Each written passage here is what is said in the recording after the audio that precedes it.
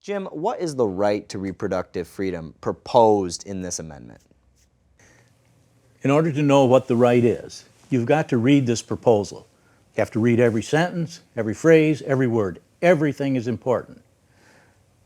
So I guess let's start. How about if you read the first half of the first sentence? Sure. All right, so it says, Article 1, Section 28, right to reproductive freedom.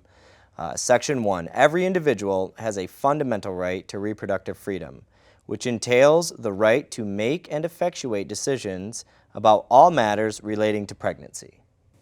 So if you read that carefully, it says that the reproductive freedom entails two different rights. One is the right to make a decision. The other is the right to effectuate that decision. Okay. So the right to reproductive freedom actually involves two separate rights. Now these rights to make decisions, of course, don't apply to every right that there is. It doesn't apply to whether or not you're going to go to the Michigan game next Saturday or so. It is only about all, and I stress all because that's inclusive, all matters relating to pregnancy. As the language says. Just that's what in it that first says. sentence. And then it goes on to give us some examples of what might be related to pregnancy. Okay. And maybe you want to read the last half of that sentence. Yeah, so the last half says, so all matters relating to pregnancy, including but not limited to parental care, childbirth, postpartum care, contraception, sterilization, abortion care, miscarriage management, and infertility care. Now, it says that it includes those, but it's not limited to those. So there would be other types of matters relating to pregnancy, which would be included in the fundamental right that's not listed here. But this is just an example. And I think it's important to know that some of these examples, the decisions would be made and effectuated during pregnancy. Sometime it would be before pregnancy, sometime it would be after pregnancy. Well, for example, let's take contraception, sterilization, and infertility care. Those wouldn't generally be done during the pregnancy. Those would probably be before, maybe after a pregnancy. Things that would take place during pregnancy would involve such things as prenatal care, childbirth, abortion care, miscarriage management. And then even after pregnancy, it involves postpartum care. So really it's anything relating to pregnancy, whether it's before the pregnancy, during the pregnancy, or after the pregnancy, a person has the right to make those decisions. Sure. Now, one thing we didn't stress were the first two words. And I guess what I'd ask you is, if you look at that, who would you think has this right? Every individual. So what is an individual? to me, it would be any person within the jurisdiction of the state of Michigan, anybody in Michigan. Every man, every woman, and every child. Now that does raise a little bit of a question about some things.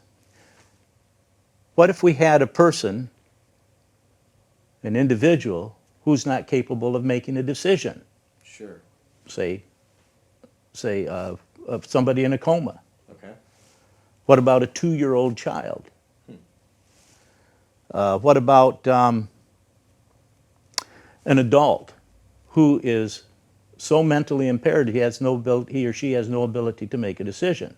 Does this apply to them? I mean, if individual is defined as that way, then I would argue it does. Well, I'm going to go out on a limb here. Okay. Later, we'll see that this proposal refers to autonomous decisions. Autonomous meaning that the person makes it, that no one else is in control of making that decision for them. They are the one that makes the decision. Okay. So we have autonomous decisions. I suppose you could also have decisions that are not autonomous, where somebody else makes the decision for you. You might still have the right to make that decision, but because you're not able to make a decision, someone else would make it for you. The right is there, but you can't do it, so someone will do it in your stead. do it for you. For example, if you're in a coma, maybe you have a patient advocate Sure. who can make the decision for you. If you're 2-year-old, maybe a parent makes it for you. If you're mentally incompetent and not able to make a decision, maybe a guardian has been appointed to make those decisions for you. Yep. But I think it probably applies to every individual, whether or not they're able to make their own autonomous decision. Now, I guess one thing, sometimes people think, oh, this amendment is just reinstating the law as it was under Roe versus Wade. Well, no, this here, Roe versus Wade, had to do with the right to abortion and when the state had a compelling state interest and so forth.